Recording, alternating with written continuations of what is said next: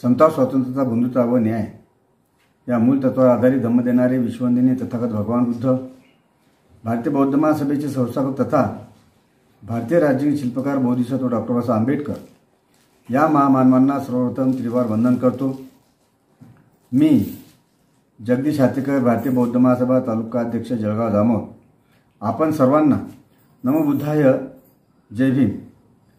आज आपण बघणार आहोत आषाढी पौर्णिमा, अर्थातच भिक्खूंचा वर्षावास प्रारंभ। तर आषाढी पौर्णिमा या पौर्णिमेला तथागत भगवान बुद्धाच्या जीवन कार्यामध्ये फार महत्त्व आहे। आषाढी पौर्णिमा म्हणजे आषाढी पौर्णिमा तथागत भगवान बुद्धांना ज्यावेळेस संबोधी प्राप्त झाली त्यानंतर त्यांनी पंचमवर्गीय भिक्खू यांना पहिला उपदेश केला। तो दिवस म्हणजे आषाढी पौर्णिमा आणि त्याला धम्मचक्र प्रवर्तन दिन असं म्हटलं गेलेलं आहे, अर्थात धम्मचक्र प्रवर्तन दिन। त्या दिवशी तथागत भगवान बुद्धांनी कौंडिन्य, अश्वजित, वप्प, महानाम आणि बद्दीय या 5 शिष्यांना धम्मोपदेश केला। म्हणून या दिवसाला गुरुपौर्णिमा असं सुद्धा म्हटलेलं आहे। अर्थातच तथागत भगवान बुद्ध हे या संपूर्ण विश्वाचे विश्वगुरु आहेत आणि त्याचप्रमाणे हा जो वर्षावास आहे या वर्षावासाला बौद्ध धर्मात अत्यंत महत्त्वाचे असं स्थान आहे आणि हा एक वार्षिक उपक्रम सुद्धा आहे। पावसाळ्याच्या 3 महिन्याच्या काळामध्ये साधारणपणे आषाढी पौर्णिमेपासून तर अश्विन पौर्णिमेपर्यंत भिक्खू आणि उपासक एकाच ठिकाणी थांबून गहन साधना आणि धम्मचर्या हे करतात। याचे ऐतिहासिक महत्त्व अनेक पैलूंनी स्पष्ट होते। भगवान बुद्धाच्या काळापासून जी परंपरा भगवान बुद्धांनी स्वतः वर्षावासासाठी परंपरा सुरू केली। पावसाळ्यात भिक्खूंना एका ठिकाणाहून दुसऱ्या ठिकाणी प्रवास करणे कठीण होते आणि यामुळे नवीन उगवलेल्या वनस्पती व कीटकांचा नाश होण्याची शक्यता होती। म्हणूनच तथागत बुद्धांनी त्यांना एका ठिकाणी थांबून भिक्खूंना एका ठिकाणी थांबून ध्यान धारणा करणे आणि धम्म प्रचारावर लक्ष केंद्रित करण्यास सांगितले। धम्माचा प्रचार आणि प्रसार आणि स्थिरीकरण वर्षावासामुळे भिक्खूंना एकत्र येऊन धम्मतत्वावर सखोल चर्चा करण्याची संधी मिळावी। यामुळे धम्माचे ज्ञान अधिक दृढ व्हावे याकरिता व तसेच ते एकत्रित आल्यानंतर धम्माचे जे काही सखोल चर्चा होते त्याच्यामुळे ते ज्ञान अधिक दृढ सुद्धा झाले आणि ते पुढच्या पिढ्यांपर्यंत पोहोचण्यास मदत झाली। संघाचे बळकटीकरण वर्षावासामुळे बौद्ध संघ अधिक संघटित आणि मजबूत झाला। भिक्खूंमध्ये एकोपा वाढला आणि त्यांना एकमेकांकडून शिकण्याची संधी सुद्धा मिळाली। उपासकांना सुद्धा या ठिकाणी भगवान बुद्धाच्या काळामध्ये भिक्खूंनी मार्गदर्शन करावं असा सुद्धा तथागत भगवान बुद्धांनी भिक्खूंना असा आदेश दिला। वर्षावासामध्ये भिक्षू स्थानिक उपासकांना सुद्धा उपदेश देतात, त्यांच्या शंकांचे निरसन करतात आणि त्यांना नैतिक व आध्यात्मिक प्रगतीसाठी मार्गदर्शन करतात। यामुळे उपासकांना धम्माची सखोल माहिती मिळते आणि त्यांचे जीवन अधिक सुखी होते व तसेच याच वर्षावासामध्ये भारतीय बौद्ध महासभेच्या माध्यमातून सुद्धा गावागावामध्ये विहारांमध्ये वर्षावास होत असतो आणि त्या वर्षावासाच्या माध्यमातून भारतीय बौद्ध महासभेचे जे केंद्रीय शिक्षक असतात, जे भारतीय बौद्ध महासभेचे बौद्धाचार्य असतात, सामनेर असतात आणि जे काही अभ्यासक वर्ग असतो तो प्रवचन मालिकेच्या माध्यमातून बुद्धविहारांमध्ये ज्या ज्या ठिकाणी वर्षावास असतो, बोधिसत्व डॉक्टर बाबासाहेब आंबेडकर यांनी लिहिलेला जो धम्म आणि बुद्ध आणि त्यांचा धम्मग्रंथ आहे त्याचं वाचन होतं, त्या ठिकाणी प्रवचन मालिकेच्या माध्यमातून उपासिकांना प्रवचनाच्या माध्यमातून धम्म व धम्माचं ज्ञान त्या ठिकाणी सांगितले जाते आणि त्यामुळे सुद्धा उपासकांना सखोल अशी धम्माची माहिती मिळते आणि त्यांचे जीवन सुखी होत असते। वर्षावासाची जी संकल्पना आहे ती संकल्पना म्हणजे पर्यावरणाचे रक्षण करण्याच्या बुद्धांच्या शिकवणुकीशी सुसंगत सुद्धा आहे।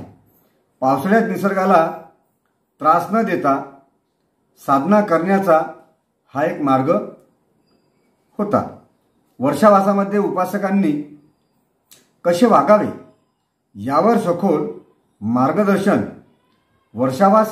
मार्गदर्शन सुद्धा करण्यात आले।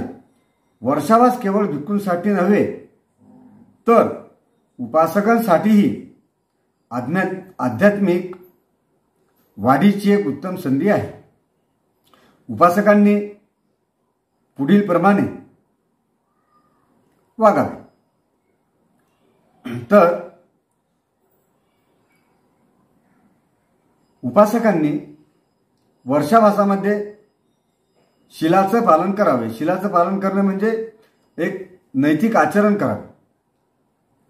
अर्थातच त्यांनी पंचशील पालन करावे, पंचशिलाचं त्यांनी आचरण करावे। अर्थातच अहिंसा न करणे म्हणजे कोणत्याही प्राण्याची या वर्षावासामध्ये त्यांनी हत्या करू नये किंवा हिंसा करू नये आणि त्यानंतर चोरी सुद्धा करू नये।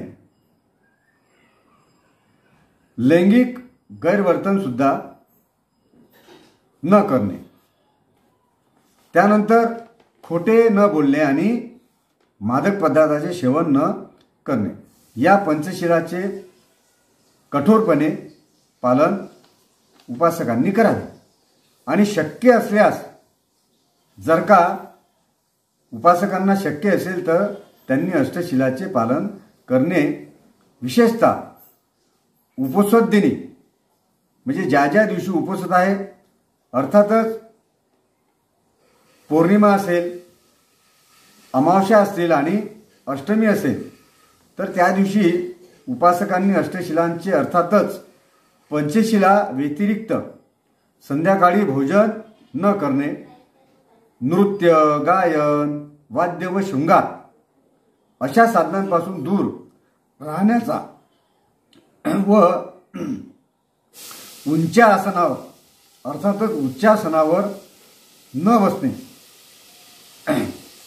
इत्यादी पालन करायचा आपण प्रयत्न करणे व तसेच दररोज काही वेळ ध्यान करण्यासाठी सुद्धा आपण राखून ठेवला पाहिजे।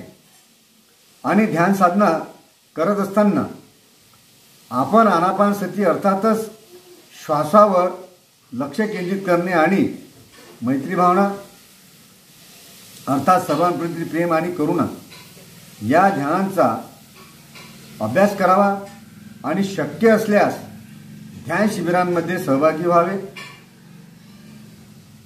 व तसेच उपासकांनी धम्मश्रवण करणे आणि अध्ययन सुद्धा या वर्षावासामध्ये करावे। आणि वर्षावासामध्ये अध्ययन आणि श्रवण करत असताना जे आपले भिक्खू असतील त्या भिक्खूंकडून नियमितपणे धम्मदेशना सुद्धा ऐकावी। भिक्खू संघाला उपासकांनी या वर्षावासामध्ये फार महत्त्वाचा विषय आहे। भिक्खू संघाला या वर्षावासामध्ये शिवरदान करावेत, भोजन दान करावं आणि औषधांचं सुद्धा दान करावं. कारण की बौद्ध भिक्खू जे असतात ते जर का बिमार असतील, त्यांना काही विकार असतील, तर त्यांना त्या ठिकाणी बरं होण्याकरता, तंदुरुस्त राहण्याकरता औषधांचं सुद्धा आपण दान केलं पाहिजे. आणि ज्या ज्या गावामध्ये भारतीय बौद्ध महासभेचे धम्मप्रचारक अर्थातच केंद्रीय शिक्षक असतील, बौद्धाचार्य असतील, माजी सामनेर असतील किंवा धम्म अभ्यासक असतील की जे बौद्ध विहारांमध्ये जाऊन प्रत्येक गावामध्ये ते प्रवचन मालिकेच्या माध्यमातून प्रवचन राबवतात, त्यांना सुद्धा त्या ठिकाणी आपण आपल्या प्रवासाकरिता त्यांना पेट्रोल, आपल्या वाहनामध्ये पेट्रोल टाकण्याकरता, जर का आपण ये जा करण्याकरता प्रवास भाडे देऊन, पेट्रोल करता दान देऊन त्यांना थोडं पैशाची मदत सुद्धा आपण त्या ठिकाणी केली पाहिजे.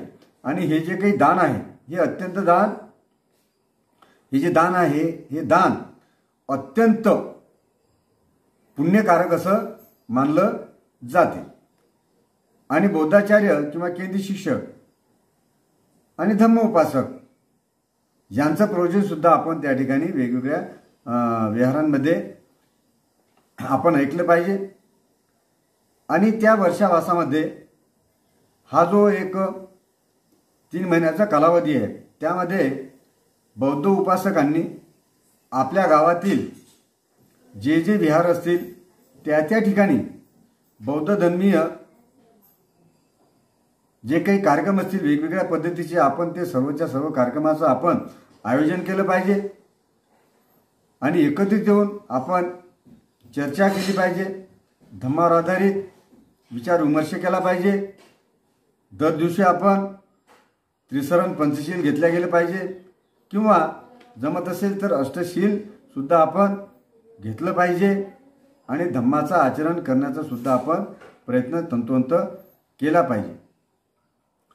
तरच खऱ्या अर्थानं बोधिसत्व डॉक्टर बाबासाहेब आंबेडकर यांच्या स्वप्नातील जर का आपल्याला बौद्धमय भारत निर्माण करायचा असेल आणि बौद्ध धर्मीय माणूस जर निर्माण करायचा असेल, तर आम्हाला येणाऱ्या काळामध्ये या वर्षावासाच्या माध्यमातून गावागावामध्ये, घराघरामध्ये, आपल्या छोट्या वस्त्यांमध्ये, शहरांमध्ये आणि शहरातील नगरांमध्ये आपण बोधिसत्व डॉक्टर बाबासाहेब आंबेडकर यांनी लिहिलेला जो बुद्धांनी त्यांचा धम्मग्रंथ आहे याचं वाचन आणि पठण आणि मनन आपण केलं पाहिजे.